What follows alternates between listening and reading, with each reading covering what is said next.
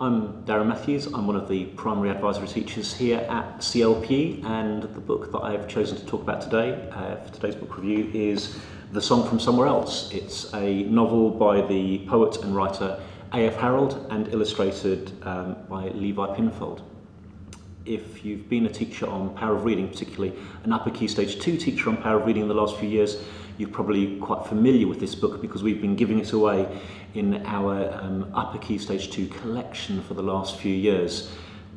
We believe passionately in the books that we choose for Power of Reading, and we chose this particular title to join our Year 5-6 collection because we absolutely loved it as a book. We thought the main character was incredibly appealing, the wonderful supporting characters. It's a plot that drives forward at a tremendous pace. It introduces us to other worlds. The language is incredibly beautiful and rich, and the illustrations are gorgeous and deepen the story even further.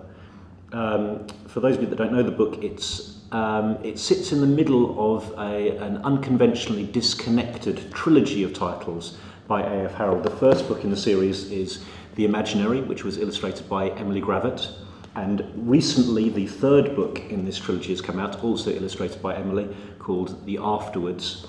There have been hints from A.F Harrold that there might be a fourth book coming, so who knows, maybe it will end up being a quartet, but for the moment it's a trilogy, and this book sits in the middle of that trilogy. In this particular book, our main character is Francesca Patel, Frank to her friends, although she would argue that she doesn't have many of those. The story begins with her having a pretty awful summer holiday from school. Her best friend Jess has gone away and left her on her own. Her cat has gone missing, and she's desperately out searching for her missing cat, and she is finding herself horrendously bullied by Neil Noble and his little gang of goons that follow him round.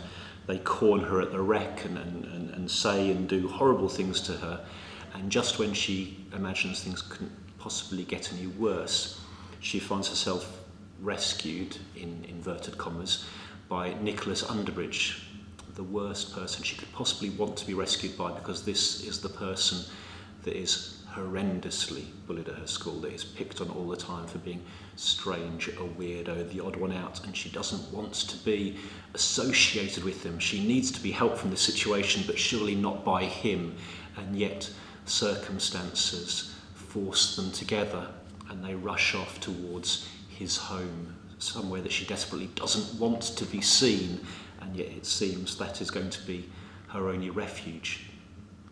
When she arrives there, she is subdued and helped and supported when she hears a strange song, a piece of music, something she can't quite describe, but suddenly this sound makes her feel so much better, and that feeling is one that she can't get enough of, and so she finds herself desperately needing and wanting to return to Nick's house.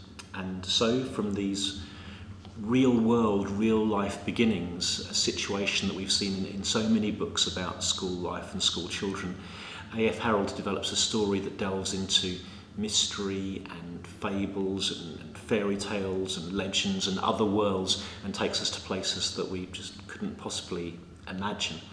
And he does it using the most beautiful language. To develop the teaching resources around this book, we read and reread the book time and time again, and every time we did, we found something else to admire in the incredibly rich and poetic and lyrical language that A.F Harrold uses.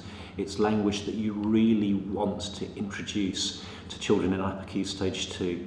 And alongside that, you've also got the gorgeous illustrations by Levi Pinfold that add atmosphere and an eerie menace to the book that children just won't be able to get enough of. We think this is an ideal book to read aloud to children in Year 5 or Year 6, to discuss with them, and will lead to a wealth of different writing opportunities, as well as the opportunity to create really spectacular intertextual links. You can hear echoes in here of all sorts of otherworld books like the Narnia series, books like Alice in Wonderland, but also the supernatural worlds in books like by authors like Neil Gaiman. You'll find echoes of that throughout this book. If you would like to find out more about the book, you can find out a full set of resources on the Power of Reading website, and on A.F Harrold's website as well. Thank you very much.